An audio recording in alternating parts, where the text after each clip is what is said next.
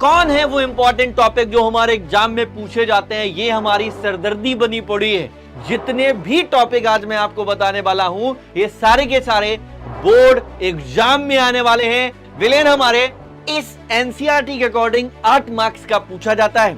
मोलरता, मोललता, नारमलता, मोल प्रभाज, इनसे बेटा जितनी भी थ्योरी पूछी जाती है उसी के साथ ही साथ इससे न्यूमेरिकल बनते हैं based on formula.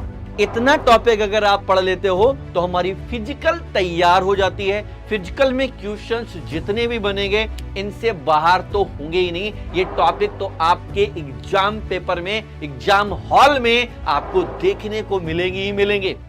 Important important important कौन है वो इंपॉर्टेंट टॉपिक जो हमारे एग्जाम में पूछे जाते हैं? ये हमारी सरदर्दी बनी पड़ी है। सर एग्जाम में ऐसे कौन से केमिस्ट्री में टॉपिक हैं जो हर बार हमें एग्जाम में देखने को मिलते हैं और हम कौन से टॉपिक को पढ़ें, कौन से टॉपिक को ना पढ़ें? तो ये बहुत ज्यादा हमें प्रॉब्लम आ रही है। तो मैं आपका हर्ष सर, आपका केजीएफ सर, आपका बड़ा भाई, आपका ट्यूटर, तो आज मैं आप लोगों को पढ़ाने वाला हूं, बताने वाला हूं, दिखाने वाला हूं कि जो एग्जाम में क्वेश्चंस आते हैं, हर बार पूछे जाते हैं। आज लगातार, आज से आप 5 से 7 साल, 10 साल पुराना पेपर उठा के देख लीजिए। जितने भी टॉपिक आज मैं आपको बताने वाला हूं, ये सारे के सारे बोर्ड एग्जाम में आने वाले हैं। रिपीटेड क्वेश्चंस हैं। अगर आप इतना तैयार करके जाते हो, अगर आपने कुछ भी नहीं पढ़ा होगा, अगर इतने टॉपिक ही तैयार कर लेते हो तो बहुत अच्छे मार्क्स आ जाएंगे।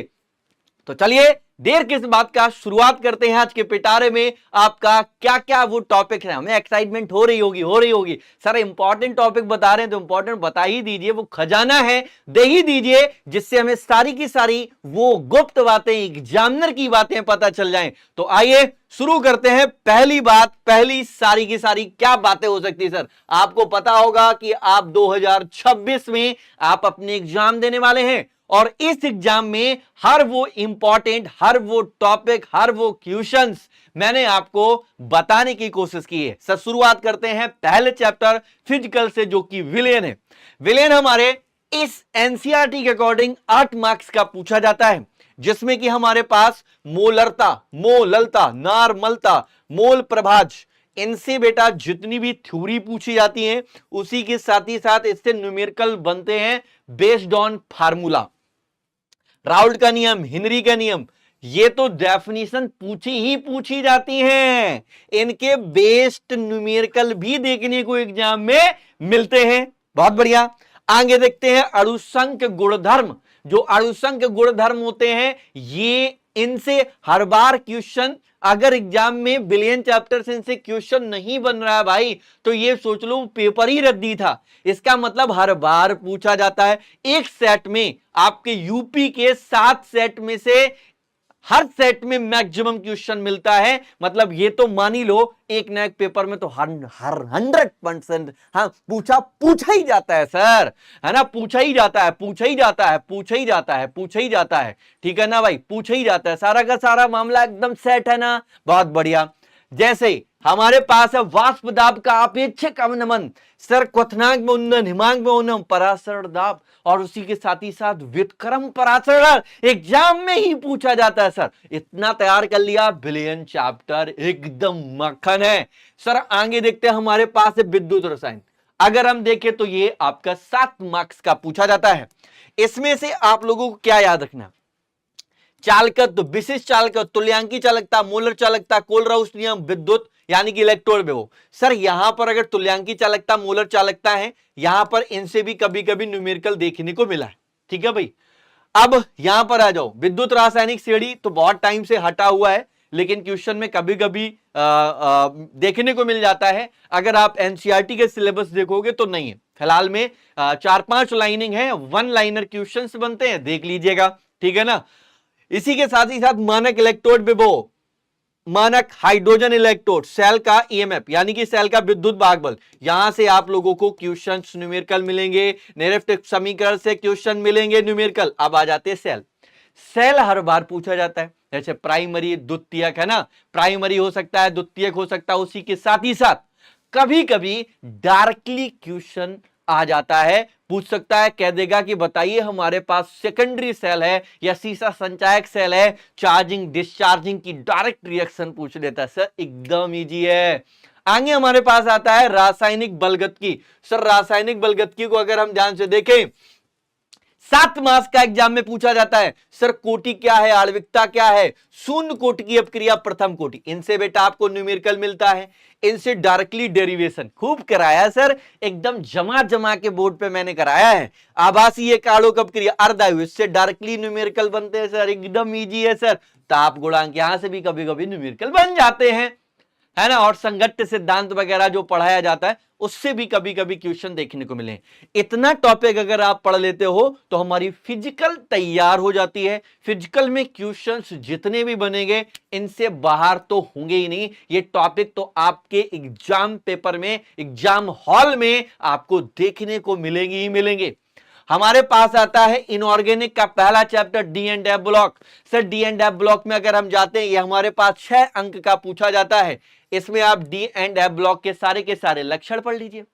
जितना भी डी एंड एफ ब्लॉक के बारे में लक्षण आपको मैंने पढ़ाए इतना पढ़ के जाइए, क्वेश्चन उन्हीं में से बनते हैं। कब हमारा रंगीन होता, कब हमारा नहीं होता, कब हमारा चुंबकीय, कब अनुचुंबकीय, ये सब बातें छोटी छोटी पिद्दी सी बातें पूछी जाती हैं और हमें बहुत ज्यादा डर होता है, पता नहीं क्या पूछ लेगा, कैसे पूछेगा। तो डरना किस चीज को है, पूछता तो वही है जो आपको पता है, बस हम उसका अच्छा सा रिवीजन नहीं करते हैं। तो ये सब भी बातें आपको याद रखना है। लैंथेनाइड अंकुचन, जिसको संकुचन कहते हो, है ना, ये लैंथेनाइड हो या आपका सारे के सारे जानते हो लैंथेनाइड या एक्टिनाइड। तो लैंथेनाइड ज्यादा पूछा जाता है, एक्टिनाइड थोड़ा सा कम पूछा जाता है। तो ये हमारी इनऑर्गेनिक की बात है, डी एंड एफ। अब आता है ऑब्सेसिव अटैक, 7 अंक का है सर। हमारे पास समय व्याप्ता, जितनी भी आपके सिलेबस में उनको निपटा दो, आईयूपीएससी मैंने कराई उनको निपटा दो। हमारे पास मिल जाता है वीबीटी, इनसे आपको न्यूमेरिकल भी देखने को मिलते हैं।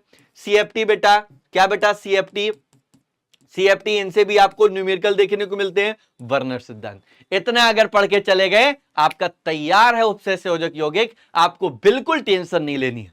सर वो ये टॉपिक है जो रिपीटेड हर बार पूछे जाते हैं। इसी के साथ ही साथ आता है 7 अंक में सर जी पहला chapter halo alkane hello arene, हमें बहुत ज्यादा समस्या करता है। सर ये तो एर्गोन ऑर्गेनिक है, ऑर्गेनिक तो हमसे होती नहीं।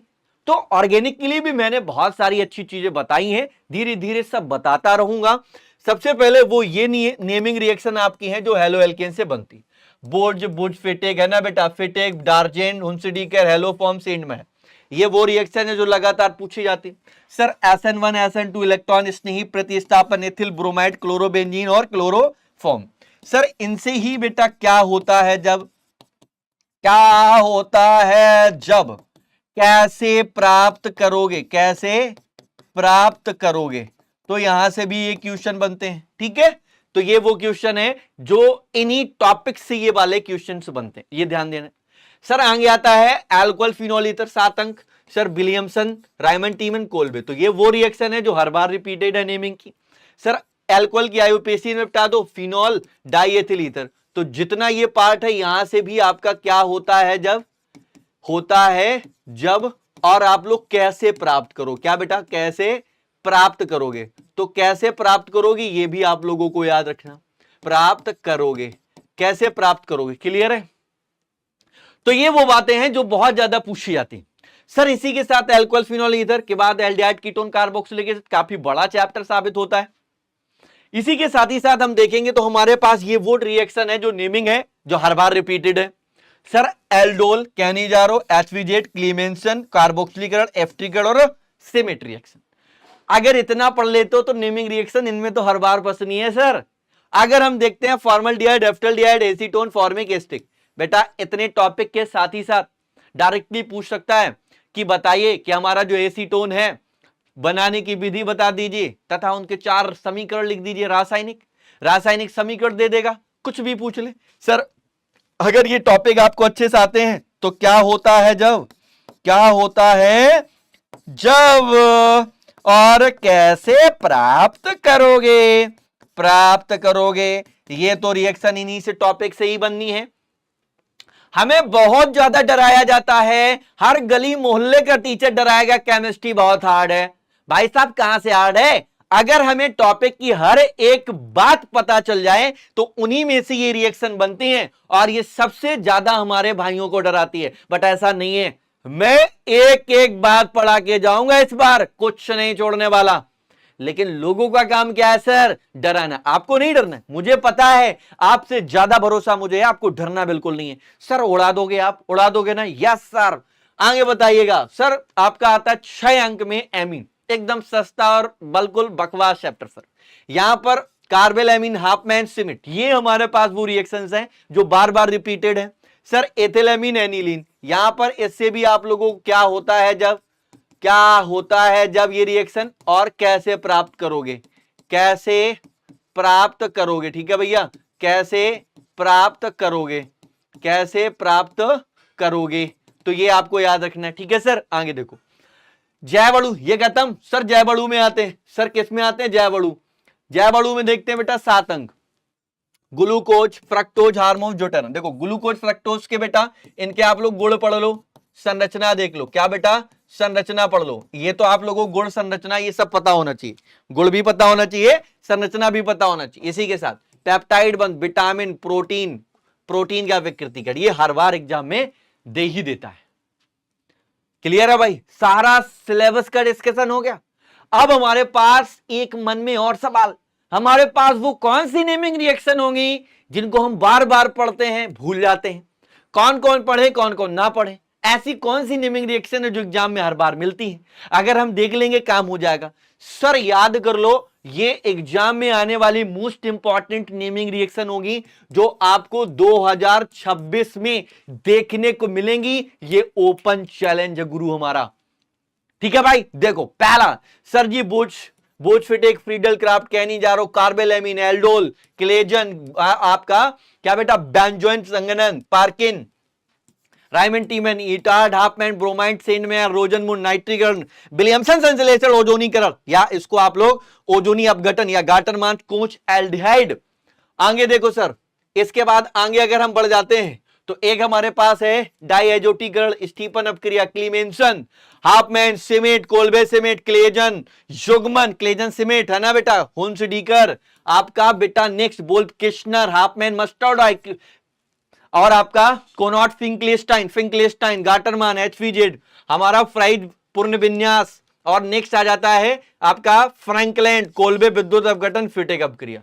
ये वो अपक्रिया है, अगर आप इतना पढ़ लेते हो, ये सब वही रिएक्शंस हैं जो आपने किसी चैप्टर के अंदर टॉपिक्स को पढ़ा था, टॉपिक्स का डिस्कशन किया था, ये उन्हीं में से पूछी जाने वाली रिएक्शंस हैं। लेकिन हमें बहुत ज्यादा डर लग जाता है कि कौन कौन सी पूछी जाएंगी, कौन कौन सी नहीं। उम्मीद करते हैं हमारे टॉपिक से बहुत ज्यादा आप बरकरार होंगे, हमारे टॉपिक्स को दिए गए आप लोग बहुत अच्छे तरीके से तैयार करके आएंगे।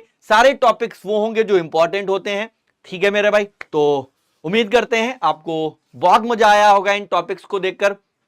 तो सारे बच्चों को हमारा all the best, God bless you. बढ़िया तरीके से आप पढ़िए, ये शानदार टॉपिक्स हैं, इनको तैयार करिए और कमेंट में जरूर बताइए सर क्या हमारे एग्जाम में फंसा कि नहीं। और अच्छे इन इंपॉर्टेंट बातों के लिए या इंपॉर्टेंट टॉपिक्स के लिए फटाक से बताइए सर कैसा लगा, कैसा नहीं लगा। ओके मेरे भाई, तब तक के लिए सभी लोगों को शब्बा खैर, bye bye, love you to all, जय हिंद।